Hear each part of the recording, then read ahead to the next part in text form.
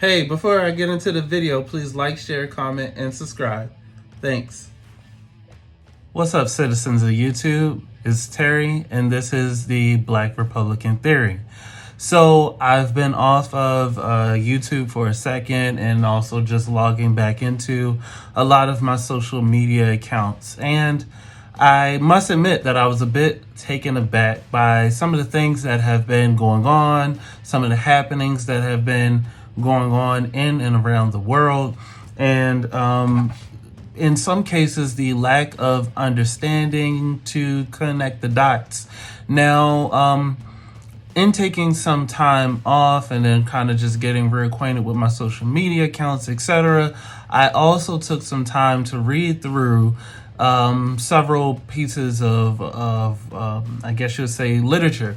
The first being was the critical race theory posting that Christopher Rufo posted in the city, or published in the City Journal. And it was, what is critical race theory and how does it relate to the present day talks of diversity, equity, and inclusion that are going on in public schools and really just schools of all sorts.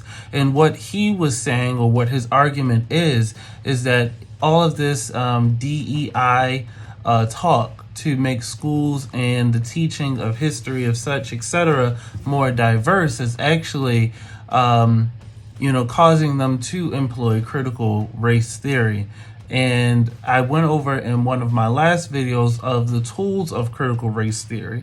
Now, what I can say is that I can see an argument for how that might be employed, but I think that Mr. Rufo has a flawed argument and he was just using it as a political ploy, to which, he has upset literally half of America, because there are people who have campaigned on critical race theory and getting race talk out of their schools, or that they should be the individuals that talk about race with their children. And I do believe that, school decisions about school and education should be made at the school board level with the parents and with the people who are closest to the problem and the situation.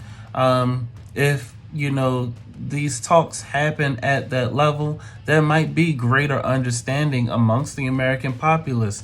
However, I must also admit that I'm not too optimistic of such happening, because let's just be honest, the dominant societies within our country, whether they be along the lines of race or class or whatever nationality, have had literally hundreds of years to have these conversations with their children. And let's not forget that the age of these shooters, these mass shooters, is happening younger and younger. You look at Dylan Roof, who was a teenager. You look at Peyton Grindon, both racist teenagers. The parents, I'm sure, probably said, hey, I'm going to talk about race in the context that I want to with my child. And we see where that ended up with Paula and Paul, whoever, Grindon, the parents of Peyton Grindon, in the most recent Buffalo massacre, is what I'm going to call it. And while I'm also on the topic of Peyton Grindon, I happened to read through his 180-page screed to justify his massacre. And he had scoped out that neighborhood for literally in those specific individuals, not those that ended up getting killed, but that specific grocery store and individuals shopping there. He scoped that out since March of 2021. His parents should have seen a red flag when they, walked into his room and saw a Confederate flag hanging. They should have thought, something's not right here. The Confederate flag is the flag of terrorists who literally tried to overthrow the United States government. They seceded from the Union, seceded several states from the Union and tried to overthrow the United States government. If you're flying the Confederate flag, you can argue that it is Southern pride, but let's just make no mistake about it. The Confederates fought their side. They fought in order to promote and promulgate slavery and the states' rights to continue slavery as a viable economic system within the South. And presently, there are ongoing ways in which slavery and remnants of slavery continues. And I don't think that individuals of either political party, of the dominant two political parties, can continue to ignore that, because quite frankly, the problem of race and discrimination is going on and being learned by younger and younger individuals, now affecting the next generations. This problem has to stop. It has to stop. And as someone who has a 2-year-old daughter, who has a wife, who has siblings, nieces and nephews, parents, cousins, as just an American, I don't want to see or have to fear that individuals in my family or anyone else have to be discriminated against or harmed based on their skin color, all based on the fact that their parent wanted to have the conversation but did not. And I kind of question to see, where did Peyton Grandin's parents stand on all this? Okay. Going back to his screed, he wrote 180 pages about how black folks don't have political power, how they receive all the benefits and they receive all these things, etc., and that they are just a leech on the American society that we're here to quote unquote replace. He sadly, he is very mistaken in that, okay? And I also went to some of the white supremacist links that this individual, the Buffalo murderer, I went to some of the links that he put in this little piece of shit of a writing, 180 pages of shit. Thank God I had it in a PDF form and didn't take it out to wipe my ass, but whatever.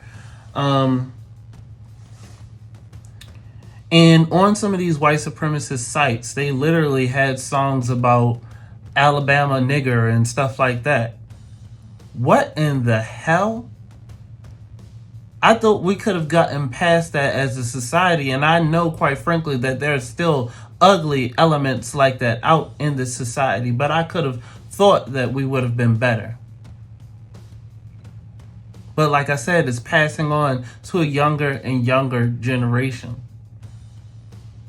While I'm also going over this, I want to point out that on, I think it was page 40 something, he openly stated his political views. He said that he is an ethno-nationalist, eco-socialist. That's what he said. That's what he said. So that should kind of give you pause whenever you start hearing people proudly proclaiming that they're socialists in this country. What he was saying is that he wants to build a white country, or a country for white folks, that promotes and protects the environment, in taking the means and the resources from private individuals to do that. And that he purposely targeted black communities because he felt as though we had high fertility rates and we were getting benefits that were blocking him and his fellow countrymen, although he's a second-generation immigrant, from continuing to grow.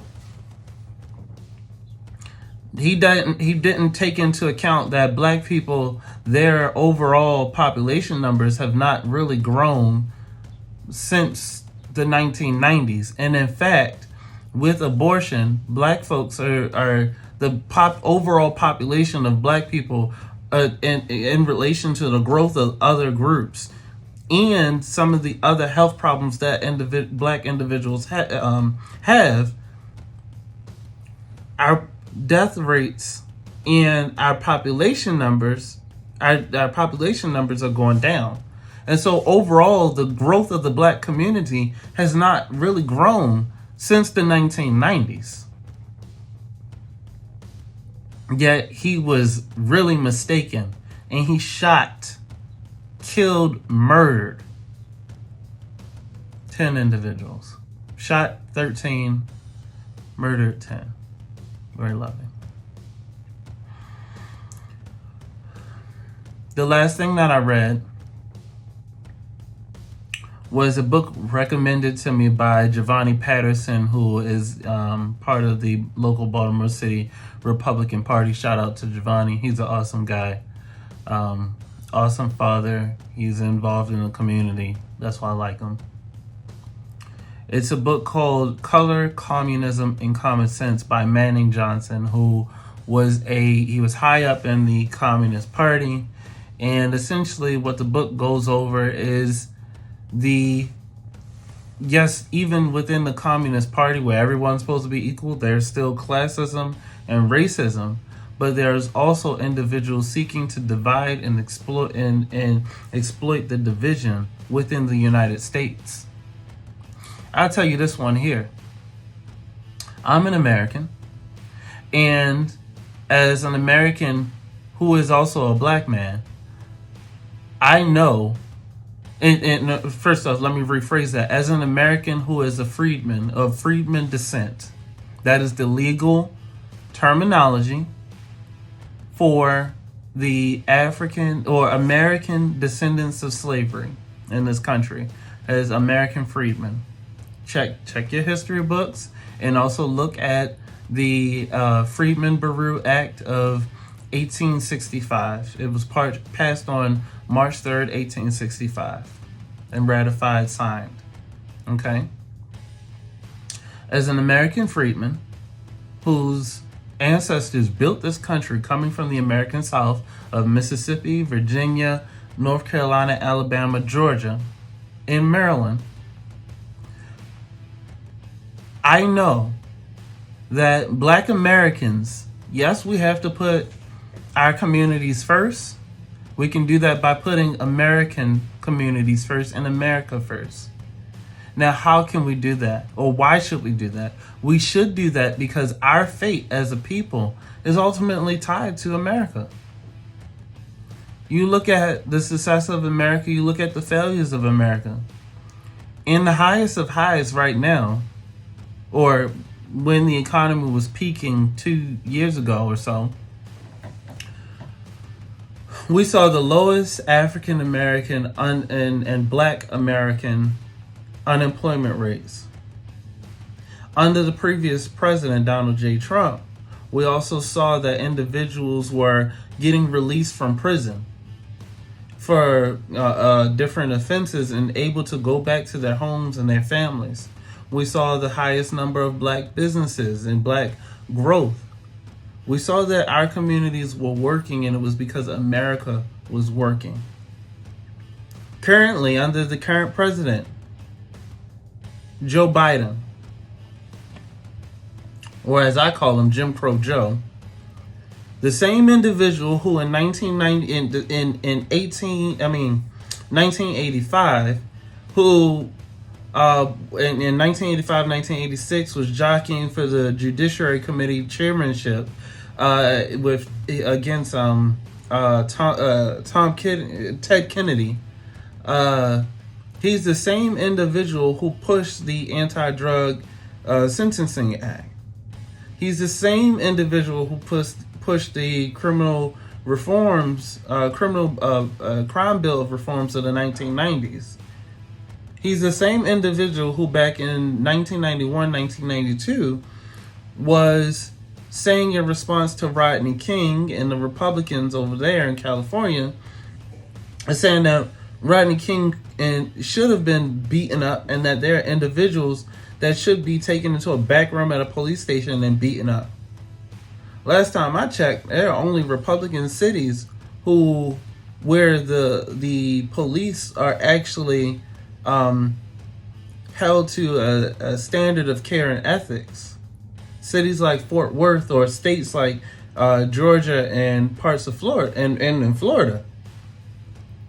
I mean, check your facts on these things, guys. Out of 1 million police officers. That's a whole nother video. I'm going to do another video on that. I'm also going to do another video on the inappropriate behavior by both men and women. And yeah, I'm cocky enough to do that. And those videos are going to be addressed to black people, because there are a lot of inappropriate behavior going on. You got chicks out here twerking on the Washington Monument, twerk for the vote through Black Lives Matter.